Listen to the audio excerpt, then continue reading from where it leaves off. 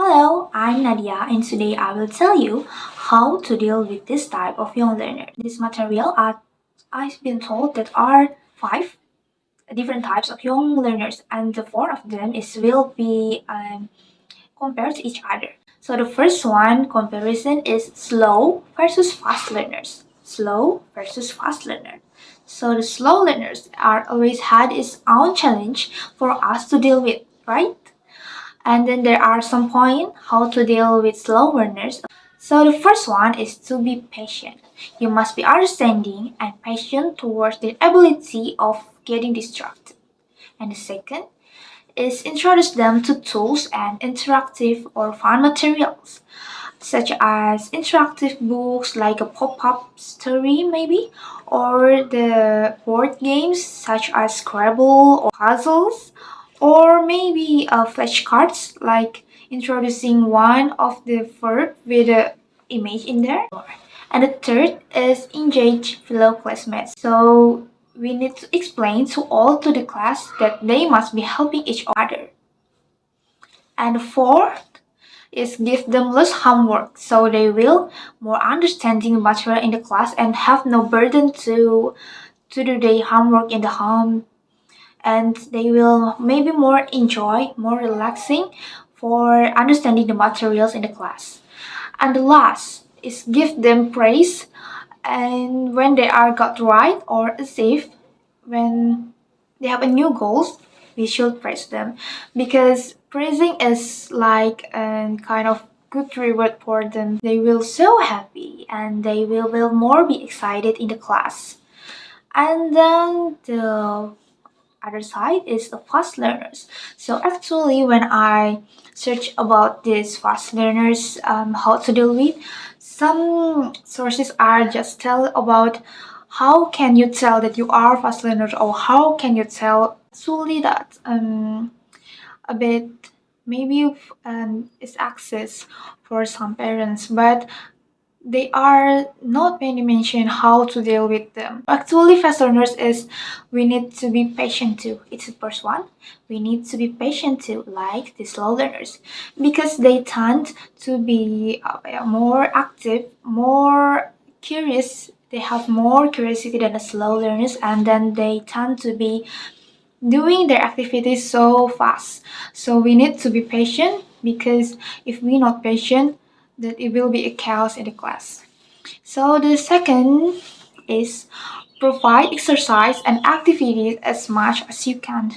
But a kindly reminder, don't give them activities same like the previous one because they will get bored. You should provide activities that will be different for them to bring some joy and new excitement to do the activities.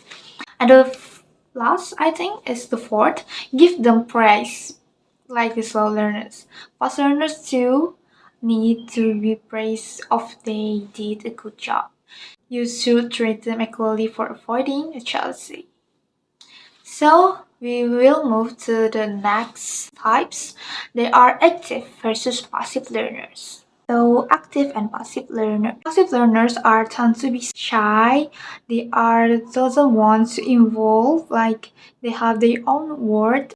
The first thing you should do is create trust in the classroom, especially for the passive learners, because on a scale of 1 to 10, building trust has a value of 10. Helping students feel accepted and part of the community can go a long way in encouraging them to take the risk need to learn something new or complex.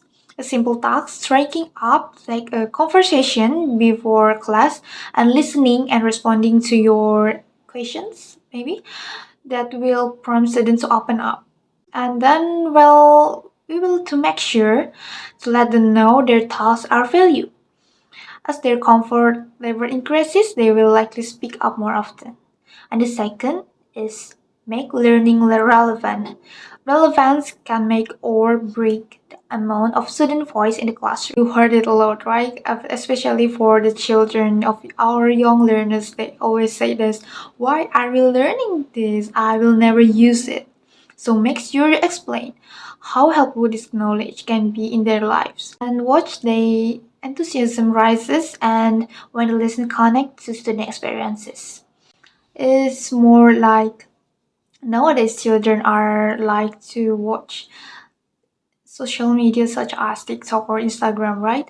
When you found the videos about animals in the TikTok, you will understand as fast as you can, and it will be cool that you know more than your friends. And the third, you should tell them that it's okay to make mistakes. The key is to normalize the act of making mistakes so we don't scold them if they making mistakes because it's a fearful experiences for them. We need to make it a joyful and playful sessions by modeling creative process. So work along with your students to create something. For example, like guide them through the process and show them that it's okay to make mistakes. You can try again till you get the results.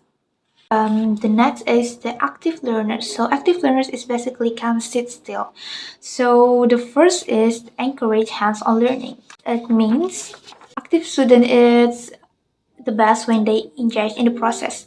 Doing is always better than listening, so you can transform their doing into a learning activities. And the second is allow them to move. So active children, by definition, is have trouble staying still, like I was mentioned before. So it is torture for them to stay at their desk. They don't want to be stay at their chair or at their desk too long. So the students are kinesthetic learners, basically or mostly. And it's an opportunity for you to introduce a fresh method into your educational routines that address this learning style. And then the third is create your own reward system.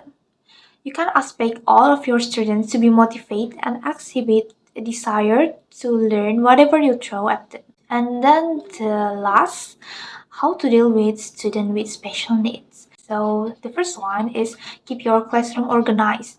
Wherever you have one student to keep track, or maybe 20, sticking to the daily routines as much as possible will help both you and your students. Keeping your classroom organized will also help to minimize stress and distractions. And the second is to remember that each child is an individual. Every special needs student is unique, more unique than the basic young learners. So try to get know your students. Student with special needs need to know by individually, so we will know more. They need more of our attention.